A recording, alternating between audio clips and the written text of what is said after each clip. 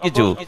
কারণ করুণা ভগবানের মধ্যেও জানায়, লাদিনী শক্তি করুণাময়ী মহাভাবময়ী রাধারানীর মধ্যে তাই আছে।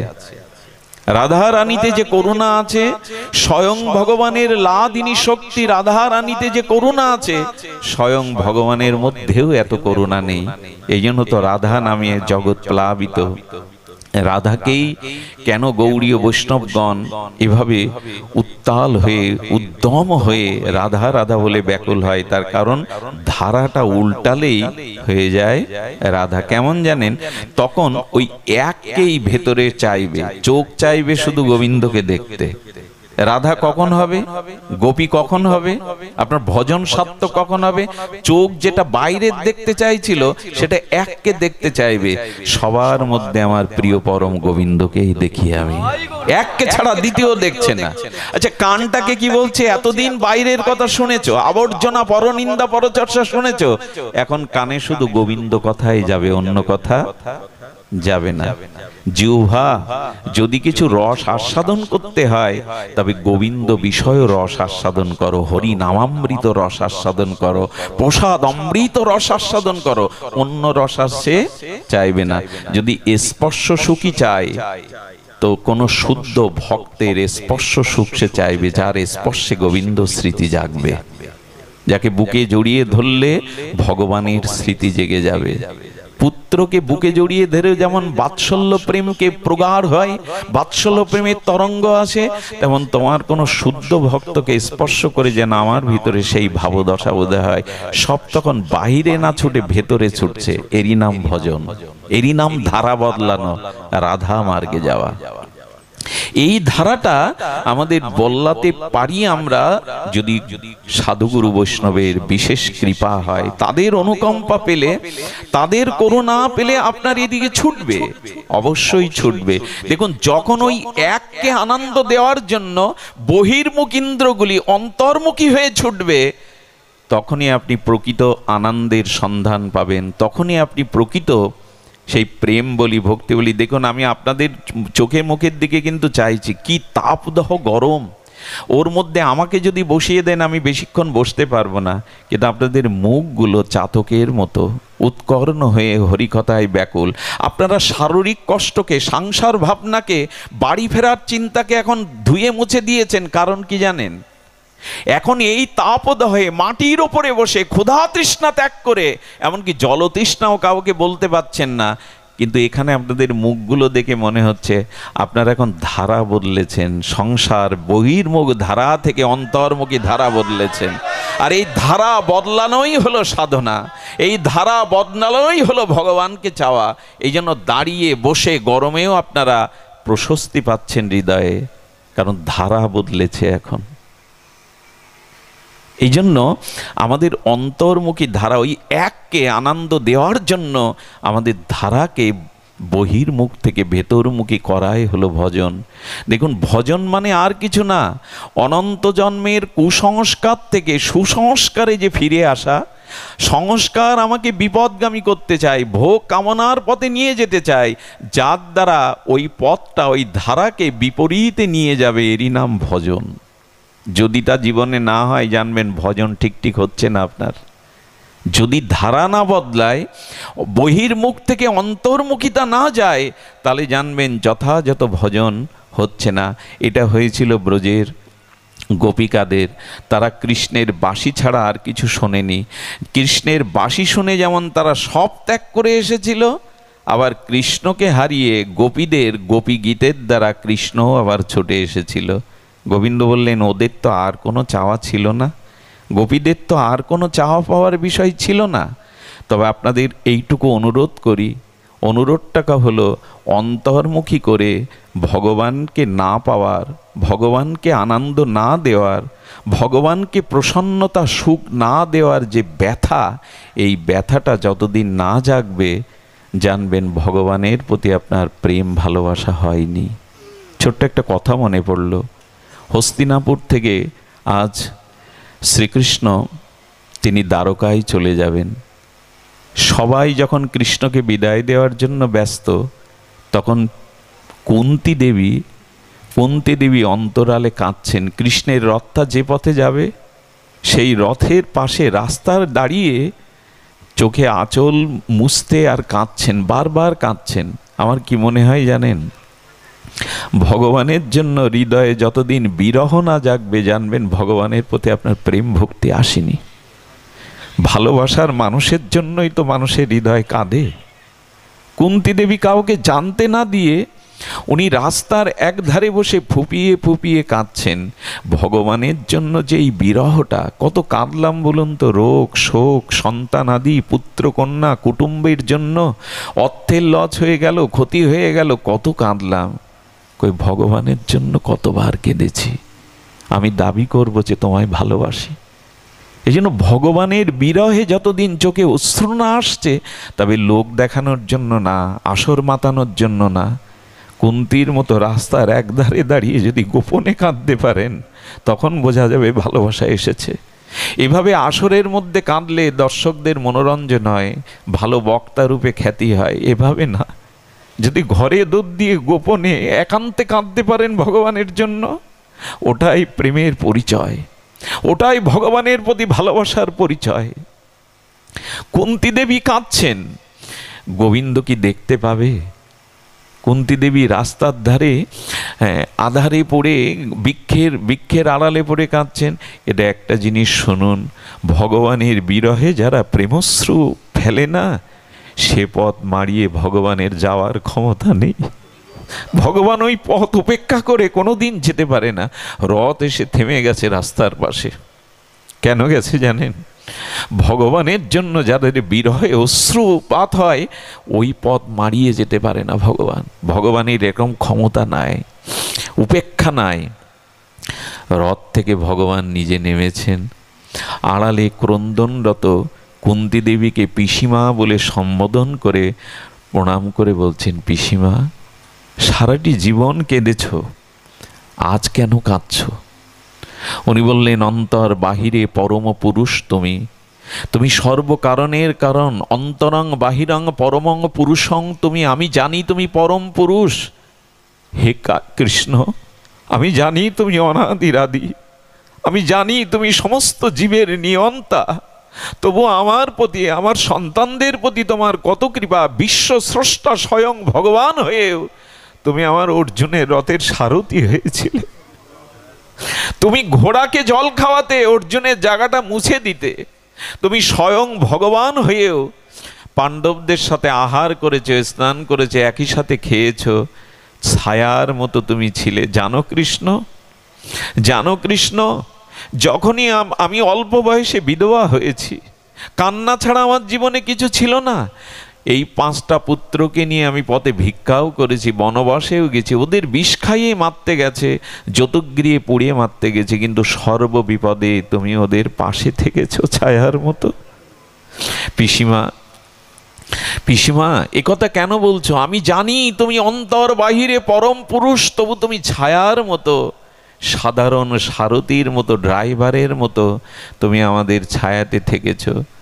কুন্তী দেবীর চোখের জল মুছিয়ে কৃষ্ণ বললেন, পিসিমা, সারাটি জীবন দুঃখ কষ্ট অশ্রু ফেলেছ, তোমাকে আমি কিছু দিতে পারিনি, কারণ তুমি কিছু চাওনি। আজ আমার কাছে কিছু চাও। কি চাইলো জানেন? পৃথিবীতে এরকম চাওয়া খুব বিরল। কুন্তী বলছো, যদি দিতে হয় এক কাজ করো, আমাকে সারা জীবনের কান্না দাও, আর আমার ছেলেদের আবার বনবাসী ভিখারি করে দাও, যাতে বিপদ আমাদের ছায়ার মতো লেগে থাকে। কৃষ্ণ চোখে তখন জল এসে গেছে। পিসিমা, সারাটি জীবন কেঁদেছ, পুত্রবধূর অপমান দেখেছ, রাজসভায় দ্রৌপদীর বস্ত্রহরণ, ছেলেদের এই দুঃখ কষ্ট, খুদ খেয়েছে তারা জঙ্গলে ভিক্ষা করে। তুমি আবারও কান্নার বধ চাইছো, বিপদের বধ চাইছো। তুমি 1000 বার চাইলে আমি তোমাকে আর চোখের জল আর বিপদ এ দেব না। কুন্তী বলছেন, বিপদ দেবে না কেন? কারণ বিপদ পেলেই তো তোমার কথা মনে পড়ে, বিপদ এলেই তো তোমার কথা মনে পড়ে। যখনই কোনো সংকট আছে, বিপদ আছে, সেটাই আমার কাছে সম্পদ হয়ে যায়। কারণ যে বিপদে তোমার কথা স্মরণ হয়, সেটাই আমার কাছে সম্পদ। আর যে সম্পদ পেলে তোমাকে ভুলে যেতে হয়, সেটাই আমার কাছে বিপদ। ভক্তের ভাবনা দেখুন, যদি সংকট আছে, বিপদ আসে, তাতে যদি তোমার কথা স্মরণ হয়, সেটাই আমার সম্পদ, সেটাই আমার প্রকৃত সম্পদ। বলেন এবার আমি তোমায় দিতে পারবো না। সারা জীবন কেঁদেছ, এখন ছেলেরা হস্তিনাপুরের রাজা হয়েছ, এখন আর কান্না কেন, বিপদ কেন চাইবে? সর্ববিপদ তো মুক্ত। বললেন গোবিন্দ, তুমি যাদের ছেড়ে যাও তাদের বিপদ ছাড়া তো আর কিছু থাকে না।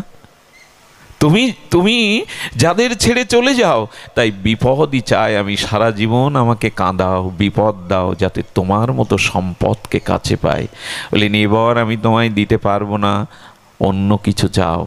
এরপরে কুন্তী যা চেয়েছিলেন তা মর্মস্পর্শী চাওয়া। আমরা কবে এই বুদ্ধি আমাদের মাথায় আসবে, এই প্রার্থনা আমাদের কবে আসবে?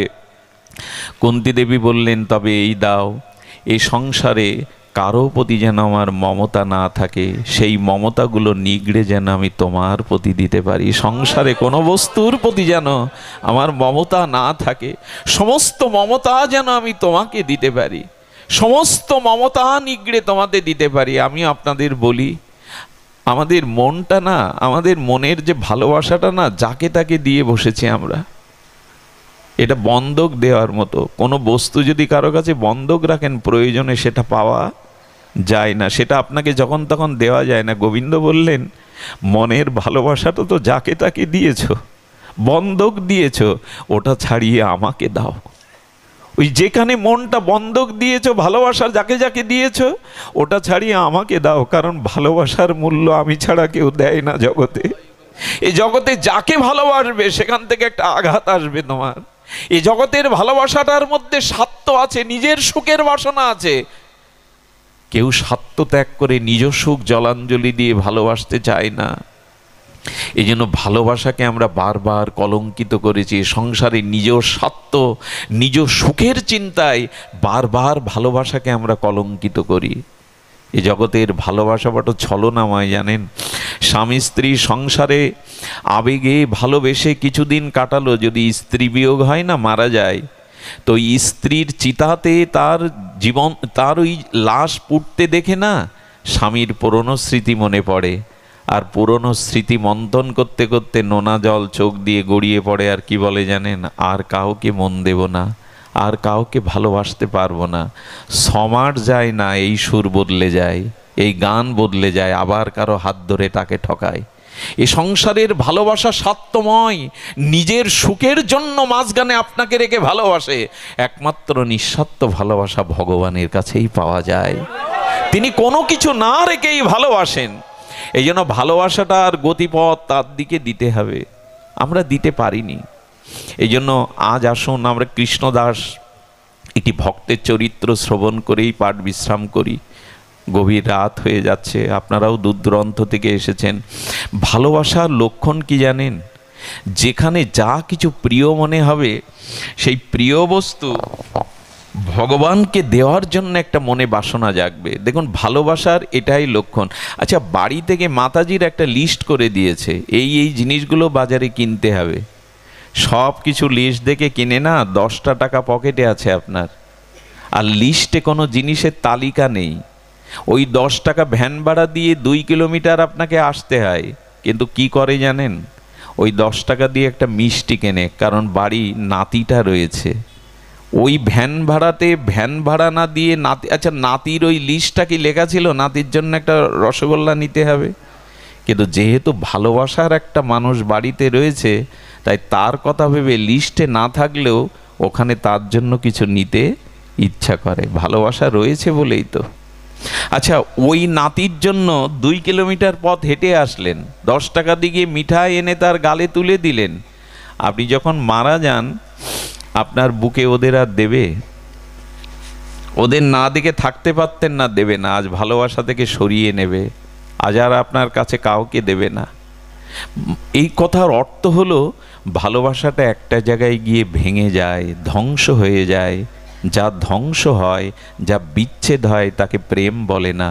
প্রেম আমি একটু আপনাদের অনুরোধ করি, প্রেম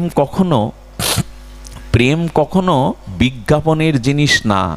যারা প্রেমের কথাটা মুখে একবার বলে ফেলেছে, ওখানে প্রেম নাই। খুব মজার কথা কি জানেন, ভাগবত বলছে যারা মুখে ভালোবাসার কথা, প্রেমের কথা ঝড় তুলে দেয়, ওইখানে জানবেন প্রেম বা ভালোবাসা বলে কিছু। প্রেম ভালোবাসা অনুভূতি জগতের বস্তু, ওটা বলা কওয়ার বস্তু নয়, ওটা বলে হয় না ওইটা। কিন্তু আজকের দিনে কি হয়েছে জানেন, এখন প্রেম ভালোবাসাটাকে আমরা বিজ্ঞাপনে প্রচার করেছি। স্বামী স্ত্রীর আনন্দঘন মুহূর্তগুলোও যেন মোবাইলে না দিতে পারলে শান্তি নেই। প্রেম কখনো বিজ্ঞাপনে নিয়ে যাবেন না। আচ্ছা, আপনার বাড়িতে এখন কত টাকা আছে, সিন্ধুকে কবরী সোনা আছে, এটা লোককে বলেন আপনি? আমি হাজার কথার মধ্যে একবার বলবো আমার বাড়িতে এখন এত টাকা আছে, এত সিন্ধুকে আছে।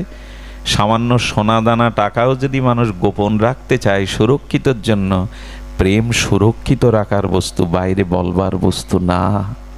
প্রেমটা উপলব্ধির বস্তু, কিন্তু প্রেম তো এই জগতে নাই। আর যেটুকু আমরা প্রেম বলে চালিয়ে দেই সেগুলো এখনো বিজ্ঞাপনের সস্তা জিনিস হয়ে গেছে। ভালোবাসা কখনো মুখে বলার জিনিস না, এটা অনুভূতির জিনিস। মা শিশু সন্তানের মুখ দেখে বুঝে নাই ওর ক্ষুধা লেগেছে, এটা বলতে হয় না সন্তানকে।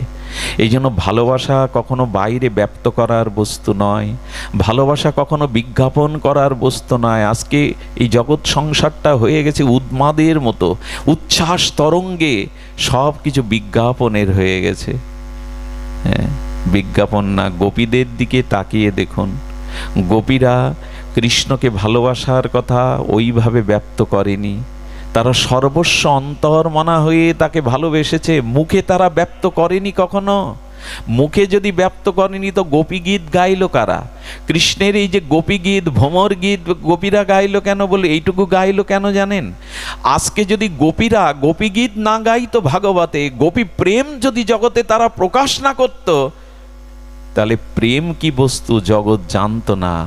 এ জগতের কাম কামনাকেই প্রেম বলে আমরা বুঝতে ভালোবাসি। গোপীরা যদি প্রকাশ না করত, প্রেম শব্দটা আমাদের কাছে কামই আমরা প্রেম ভেবে বসতাম, বাসনাকেই আমরা প্রেম ভেবে বসতাম।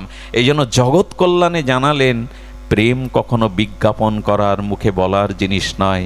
প্রেম কোনোদিন নিজের সুখের জন্য কিছু চায় না, প্রেম চাই প্রিয় পরমের সুখ। এই কথাটা আমি আবার বলছি, একটু ধ্যান দিয়ে মনে লিখে নিন। প্রেম কখনো নিজ সুখের কিছু দাবি করে না। প্রেম সর্বতোভাবে নিজের সর্বস্ব দিয়ে তাকে সুখী করতে চায়, এই হলো প্রেমের ভাষা।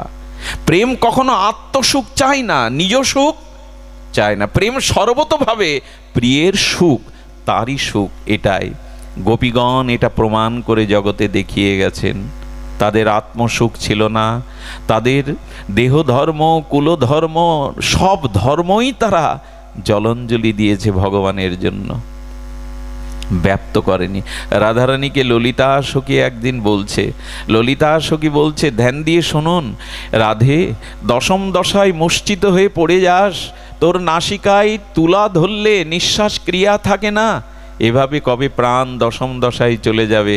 ভেতরে এত ব্যথা না লুকিয়ে আমাদের সাথে বল না, প্রিয়জনের সাথে মনের বেদনা খুলে বললে মনটা হালকা হয়।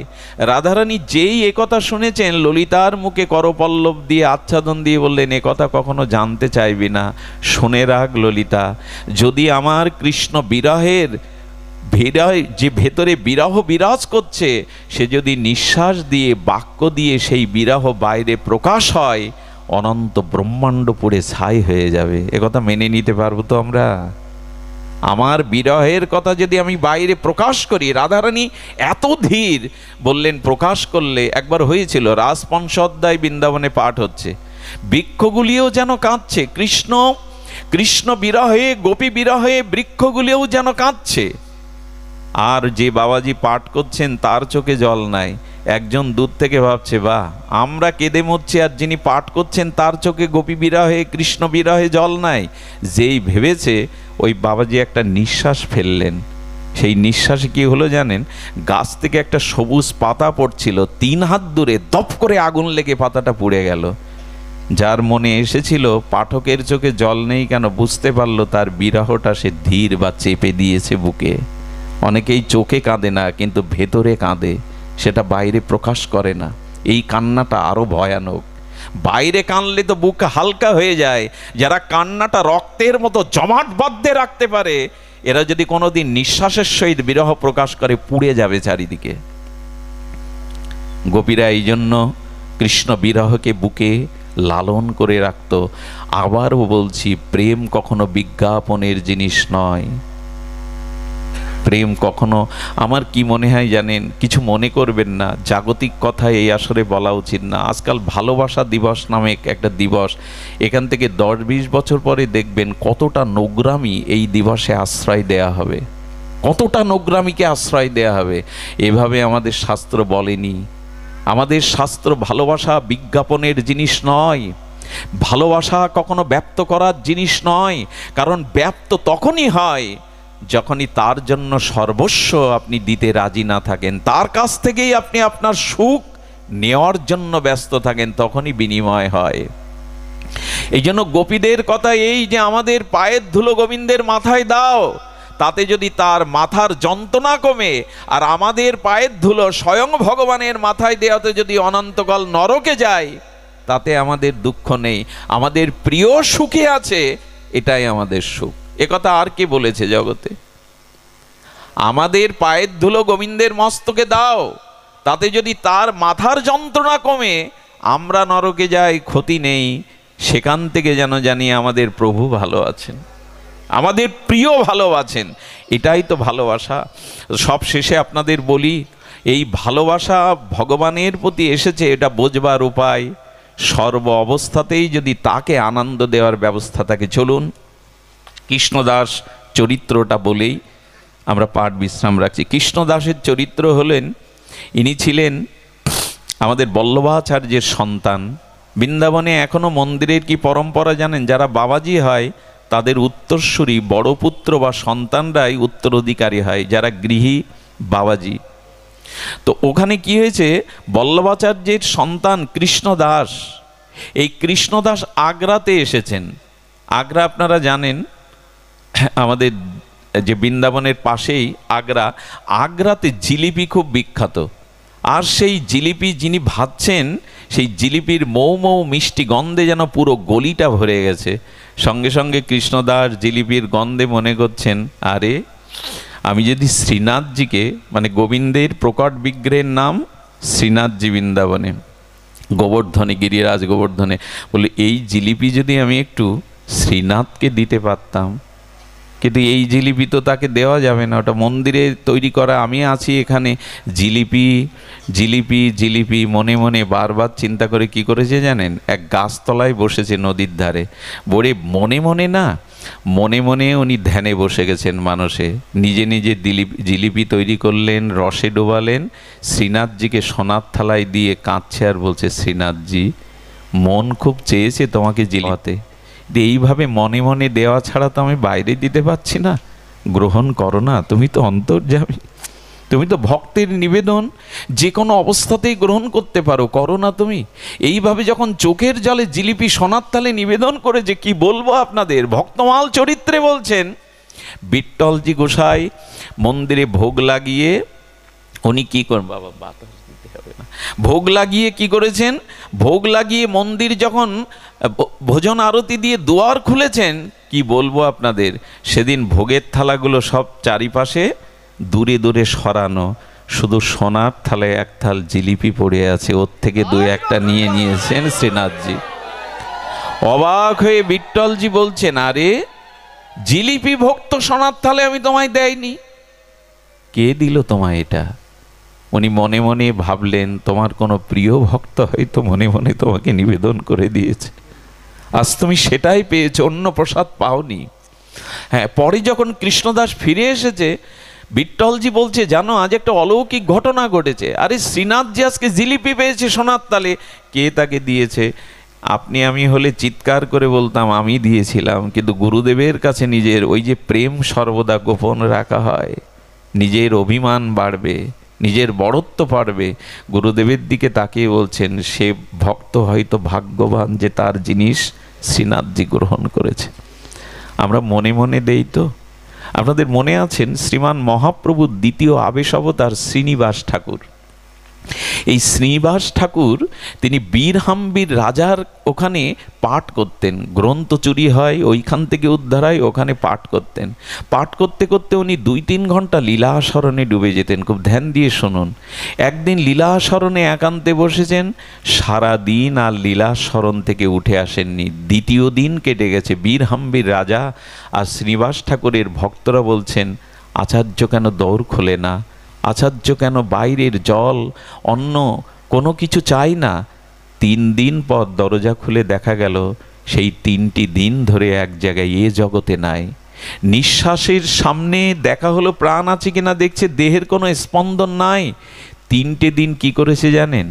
নিত্য লীলাতে আমাদের দেহ দুটি। আচ্ছা, আপনি এখানে বসে আপনার ঘরে চলে যেতে পারেন, যে বাচ্চাটাকে মেয়েটাকে ঘরে রেখে আসছেন, এইখানে বসে ওইখানে গিয়ে ঘরের মধ্যে আসবাবপত্র মেয়েটার মুখ দেখে আপনি আবার ফিরে আসতে পারেন। এই শরীরটা কোন শরীর?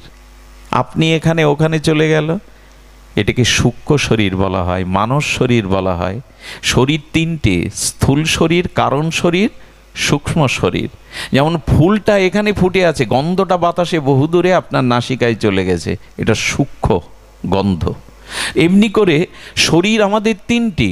উনি এই যে জৈব শরীরকে ত্যাগ করে গুরুদেবের দেওয়া সেই মঞ্জুরি স্বরূপে উনি 3 দিন কোথায় হারিয়ে গেছেন জানেন? বৃন্দাবনে যমুনাতে জলকেলি করছিলেন রাধারানী। স্নান করতে গিয়ে রাধারানীর নাকে নথটা পড়ে গেছে, আর উনি রাধারানীর সখী মঞ্জুরি রূপে ওই রাধারানীর নথটা খুঁজছেন আজ 3 দিন ধরে। 3 দিন যখন ওনার এইসব কথা হয়তো অনেকের মনে হবে কাল্পনিক, কাল্পনিক নয়। আমাদের দেহ শুধু এই দেহ নয়, অন্তর মনে হয়ে প্রেম ও রাজ্যে মঞ্জুরি ভাব সাধনায় হারিয়ে গেছেন উনি বৃন্দাবনে, অথচ দেহটা এখানে। সেই লীলা চিন্তা করতে করতে 3 দিন যখন চেতনা ফেরে না, তখন ওনারই শিষ্যকে ডাকা হলো, রামচন্দ্র কবিরাজকে। রামচন্দ্র কবিরাজ বড় অনুভবী। উনি বললেন, গুরুদেবের কিছু হয়নি, আপনারা বসুন, আমি দেখছি। উনিও ধ্যানে বসে গেছেন। উনিও বৃন্দাবনে রাধারানীর সখী মঞ্জুরি, ওই মঞ্জুরি স্বরূপে উনি ওনার ওই মঞ্জুরির পেছনে পেছনে গিয়ে 3 দিন বাদে একটা পদ্ম ফুলের পাতার উপরে রাধারানীর নথকানা পেয়ে রাধারানীকে যেই দিয়েছে, রাধারানী আনন্দে জড়িয়ে ধরে বলছেন, সখী মঞ্জুরি, তুমি আমার রথ খুঁজে পেয়েছ। এই নথ আমার কাছে বড় প্রিয়। তবে তুমি যখন দিয়েছ, রাধারানীর গালে তাম্বুল ছিল, সেই চিবানো প্রসাদী অধরামৃত তাম্বুল ওকে কিছু দিয়েছে। ওটা আসলে বেঁধে নিয়ে পরমানন্দে তখন ধ্যান খুলেছে। যেই ধ্যান খুলেছে, কি বলবো, চারিদিকে একটা দিব্য অপার্থিব গন্ধ চারিদিকে ভরে গেছে। সব হচ্ছে এই গন্ধ কোথা থেকে এলো? তখনই শ্রীনিবাস আচার্য আসল থেকে সেই রাধারানীর চর্বিত তাম্বুল পানটা সবাইকে এক বিন্দু বিন্দু দিল। কি বলবো আপনাদের, ওটা যেই মুখে দিল, সব প্রেমে আপ্লুত হয়ে কেউ গড়ায়, কেউ কাঁদে, কেউ প্রেমাবিষ্ট হয়ে যায়। বুঝলেন উনি 3টে দিন ওখানেই লীলায় ওই নথ অন্বেষণে ছিলেন। এগুলো হয় ভজন করতে করতে ভক্তদের এরকম একটা দশা হয়, দেহটা এখানে কিন্তু চলে যায় নিত্যধামে, চলে যায় নিত্য সেবায়। এ কথাগুলো আমরা সবাইকে বোঝাতে পারবো না। বিশেষ গুরু কৃপা না হলে, বিশেষ ভজন জগতে প্রবেশ না হলে আমরা এটা উপলব্ধি করতে পারবো না। তো তেমনি সোনার থালায় জিলিপি নিয়েছেন। আর একদিন কি ঘটনা ঘটেছে জানেন? আহা, কি অদ্ভুত ঘটনা! কৃষ্ণদাস এমনি করে যা কিছু দেখে তা তার প্রিয় শ্রীনাথজিকে দেওয়ার জন্য বড় ব্যস্ত। উনি পদ লিখে কীর্তন করে শোনাতেন, পদ রচনা করতেন, নিজে সুর করতেন, শোনাতেন। আর ঠিক একই সময়ে শ্রীনাথজির সেবায় আর একজন সুরদাস, অন্ধ সুরদাস, সেও অভূতপূর্ব শ্রীনাথজির পদ রচনা করে আনন্দ দিতে। একটা জিনিস বলি, ভগবান সব থেকে আনন্দ পায় সঙ্গীতে। সঙ্গীত দেখবেন, যে কোনো সাধকের জীবনে সঙ্গীত থাকতেই হবে। সঙ্গীতে যতটা ভগবান আনন্দ পান, আহ্লাদিত হন, অন্য কিছুতে হন না। এই জন্য আমাদের ভারতীয় এই সনাতন ধর্মের সাধনার একটা অংশই হলো সঙ্গীত। সংকীর্তন ধর্ম কেন জানেন? সংকীর্তনে ভগবানকে পরম আনন্দ দেওয়া যায়। সুরের দ্বারা যতটা ভগবানকে বশীভূত করা যায়, অন্য কিছুতেই। মীরাবাই কি করে পেল গো? তার গিরিধারী লালাকে ভজনের দ্বারাই পেল। আজকে মা জগৎজননী আদ্যাশক্তি দেবী ভাগবতী রামপ্রসাদের বেড়া বেঁধে দিতে আসছেন তোর মুখে ভজন শুনবো বলে। জগৎজননী বেড়ার দড়ি ফিরিয়ে দিচ্ছেন, একটা ভজন শোনাও। আমাদের ধর্মের উপাসনাটা সংকীর্তনাঙ্গ সাধন, এই জন্য সংকীর্তন করে দুইজন শোনাতেন। একদিন সুরদাস বলছে, কৃষ্ণদাস তুমিও শোনাও শ্রীনাথজিকে, আমিও শোনাও, কিন্তু তোমার প্রতিটা পদে আমার নকল করা। আরে আমি যা লিখে শোনাই তোমার পদের মধ্যে তার আভাস থাকে। কৃষ্ণদাস বলছেন তা হয়তো থাকে, বলে তাহলে আলাদা করে রচনা করে শোনাও, তাহলে বুঝবো তুমি পদ রচনা করে শ্রীনাথজিকে আনন্দ দিতে পারো। যে পদই লেখেন দেখবেন আজকের বিশ্বে যে যত কবিতা লিখুক ওই সেই পুরাতন কবিদের কোনো না কোনো ছায়া তার মধ্যে থাকবেই। রবীন্দ্রনাথ কিছু বাদ দিয়ে যায়নি, নজরুল কিছু বাদ দিয়ে যায়নি, ওই কবিদের কোনো আভাস কল্পনা আপনার আমার লেখার মধ্যে আসবেই। ঠিক তেমনি কৃষ্ণদাস সুরদাসের পদের আভাস এসে যেত। একদিন পদ রচনা করেছে, করে শোনালে বলতো এই দেখো আমার পদেও এটা লেখা। সেদিন শ্রীনাথজিকে কাঁদতে কাঁদতে বলছেন আমি ওর কাছে হেরে যাব, আমিও তো তোমায় ভজন শোনাই, আমি হেরে যাব। এই কাঁদতে কাঁদতে যখন ঘুমিয়েছে শ্রীনাথজি কি করেছে জানেন, নিজে এসে খাতা কলম বের করে নিজেই একটা পদ রচনা করেছে। ভক্ত কষ্ট পাচ্ছে, ওর নিজের পদের মধ্যে সব পদের ছায়া সুরদাসের, নিজে পদ রচনা করে ঘুম থেকে উঠেই দেখে সামনে খাতা, এ যেন জয়দেবের গীত গোবিন্দ। গোবিন্দ এসে নিজেই জয়দেবের রূপ ধরে লিখে গিয়েছিলেন, সারা খারমণ্ডলাং দেহি পদপল্লব উদারাং। যেন এই সেই পদ। যখন ওটা পেলেন প্রমানন্দে উদ্ভাসিত হয়ে আনন্দে শ্রীনাথজি এসে সুরদাসকে বলছে, সুরদাস এই দেখো আজ আমি আমার স্বাতন্ত্র পদ গিয়ে শোনাচ্ছি। যেই না সুরারোপ করে পদ গাইছে, সুরদার হাত জোর করে বললেন সত্য করে বলো এই পদ তোমার লেখা হতে পারে না, সত্য করে বলো এই পদ কোথায় পেয়েছ। তখনই সুরদাস হাত ধরে বললেন জানো আমার ভেতরে কিছুটা ব্যথা এসেছিল, আমি ঘুমিয়ে পড়লে শ্রীনাথজি এই পদ স্বয়ং লিখে দিয়ে গেছে, শ্রীনাথজি এই পদ স্বয়ং লিখে দিয়ে গেছে। গোবিন্দকে আনন্দ দেওয়ার জন্য ভগবানও তার ব্যথাকে মেনে নিতে পারেন না। ছোট্ট একটি লীলা, এই সুরদাস বাজার দিয়ে যেতে গিয়ে দেখে এক নর্তকী অপূর্ব ভঙ্গিমায় শিল্পকলায় নৃত্য করছেন। আচ্ছা, বাইজির নৃত্য দেখে, এভাবে বাজারের একটা বাইজির নৃত্য দেখে সুরদাস দাঁড়িয়ে গেছে, কৃষ্ণদাস দাঁড়িয়ে গেছে। কেন জানেন? দেখুন এই হলো প্রেম ভক্তি। আপনার ভিতরে ভগবত ভক্তি আছে কিনা এটাই নমুনা। যা কিছু সুন্দর, যা কিছু আনন্দময় দেখলেই মনে হবে এটা যদি আমার প্রিয় পরমকে এই আনন্দটার ভাগ দিতে পারতাম। এটাই হলো প্রেম ভক্তির রীতি। যার প্রতি ভালোবাসা আছে তার কথা মনে পড়ে কিনা, ভালো কিছু দেখলে, ভালো কিছু খেতে গেলে ভগবানের কথা মনে পড়ে, তো তিনি এতে আনন্দ পাবেন। তো ও মনে করেছে এই নৃত্য আমি যদি দেখাতে পারতাম আমার শ্রীনাথজিকে। আসলে এই নাচ গানের মধ্যে বাজারে কৃষ্ণদাসকে দেখে কেউ ঠাট্টা করতে লাগলো, বাবাজি তুমিও আটকে গেছো, খুব ভালো, মানুষকে আর ছাড়ে, বাবাজি তুমিও, কে কি বলে বয়ে গেছে। নৃত্য দেখার পরে দুটো সোনার মোহর বের করেছে, নিয়ে ওর হাতে দিয়ে বলছেন এটি রাখো। সোনার মোহর দিচ্ছেন কে আপনি? বাবাজি মহারাজ। আর এই নৃত্য আপনি কেন দেখছেন, এখানে আপনার কি কাজ? বললেন তোমাকে নৃত্য দেখাতে হবে একজনকে।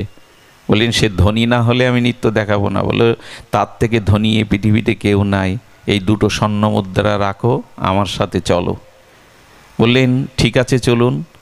উনি পিছনে পিছনে যাচ্ছেন, গিরিরাজ গোবর্ধনের তীর দিয়ে যখন আশ্রমে নিয়ে যাচ্ছেন, ব্রজের সাধুরাও ভুল বুঝলো কৃষ্ণদাসকে।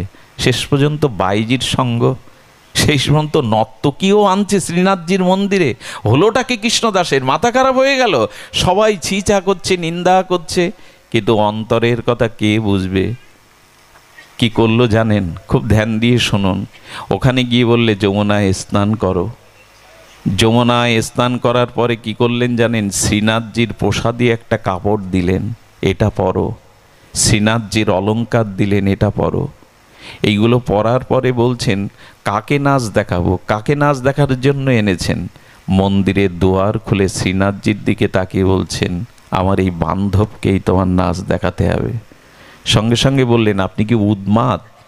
আপনি কি আমাকে পাগল পেয়েছেন? আমি একটা মূর্তিকে নাচ দেখাবো। যেই বলেছেন মূর্তিকে নাচ দেখাবো, বললেন তোমার অনন্ত কোটি জন্মের সৌভাগ্য, আজকে যার বস্ত্র পরেছো, যার অলংকার পরেছো, এটা দেবদেবীরাও সহজে পায় না। কাকে নৃত্য দেখিয়েছো, হাত পা বেঁকিয়ে কাকে আনন্দ দিয়েছো? একে যদি আনন্দ দিতে পারো, তোমার আনন্দ আর কোনোদিন কম পড়বে না। যেই বলেছে শ্রীনাথজির মুখের দিকে যেই হাসি দেখেছে, সঙ্গে সঙ্গে বললেন হ্যাঁ, ওনার মুখবদন বলছেন আমার নৃত্য উনি দেখতে চান। আচ্ছা, একটা বাজারে নর্তকী এখানে নৃত্য করে আজ প্রেম পেল শ্রীনাথজির চরণে, ওই নৃত্য করতে করতে শ্রীনাথজি হেসেছিলেন এবং ওই নর্তকী সারা জীবনের জন্য আর কোথাও নাচেননি, ওইখানেই শ্রীনাথজিকে তিনি নৃত্য দেখিয়ে ভজন করে গেছেন। আমার কি মনে হয় জানেন, একজন বাজারের পতিতাই কৃপা পেল কেন জানেন? ভগবানের কৃপা না, এটা কৃষ্ণদাসের কৃপা, ভক্তের কৃপা। কোনো ভক্ত যদি কারো প্রতি কৃপা করে দেয়, ভগবান তাকে স্বীকার করে নিতে বাধ্য হন। কোন ভক্ত যদি কারো প্রতি কৃপা করে, সাধু কৃপা এই জন্যই, কৃষ্ণদাস এই বাজারের নর্তকীকেও দেখে মনে হয়েছে এই নাচ যদি আমি আমার শ্রীনাথজিকে দেখাতে পারতাম। এই যে কৃপা হলো নর্তকীর ওপরে, এই কৃপাতেই শ্রীনাথজি তাকে গ্রহণ করে নিলেন। এই জন্য প্রার্থনা করবেন, প্রভু তোমার কৃপা পায় আর না পায়, তোমার ভক্তের কৃপা যেন পায়। এ চলার পথে কোনো শুদ্ধ সাধুগুরু বৈষ্ণবের কৃপা যেন পাই। তোমার কৃপা আমি না পাই ক্ষতি নেই, তোমার ভক্ত কৃপা পেলেই তুমি আমাকে গ্রহণ করবে। ভক্ত কৃপা যদি হয় তবেই ভগবান তাকে গ্রহণ করবে। কৃষ্ণদাস চরিত্রে এই নর্তকীও কৃপা পেয়ে গেল। তা আপনাদের কাছে অনুরোধ করছি, ওর নাম কি যেন বলছিলেন, যে বাচ্চাটার কথা, সার্থকের জন্য ওর পিতা মাতা আজ আপনাদের চরণধুলি প্রার্থনা করেছেন। আমার কি মনে হয় জানেন, ভক্তের চোখের জল যদি গোবিন্দ চরণে এক বিন্দু নিবেদিত প্রার্থনা হয়, ভগবান সে প্রার্থনা উপেক্ষা করতে পারেন না। আজ এত একটা বড় অনুষ্ঠানের সাধুগুরু চরণধুলির প্রার্থনা করেছেন হৃদয় থেকে। আপনারা সকলে হাত উঁচু করে একটু গোবিন্দের কাছে প্রার্থনা করুন যেন তার মনোবাঞ্ছা ভগবান পূর্ণ করেন, ভগবান যেন তাদের প্রতি কৃপা বর্ষণ করেন। সুধীজন, আপনাদের এই মঙ্গলময় উপস্থিতিকে বারংবার প্রণাম করে, আপনাদের চরণধুলিকে মাথায় প্রার্থনা করে আজকের মতো হরিকথার এখানেই বিশ্রাম। মহাপ্রভুর কৃপা হলে আবারও কখনো আপনাদের দুয়ারে এমনি করে হরিকথার আস্বাদনের ইচ্ছা রইল। জয় নিতাই গৌর প্রেমানন্দে হরিবল। জয় রাধে।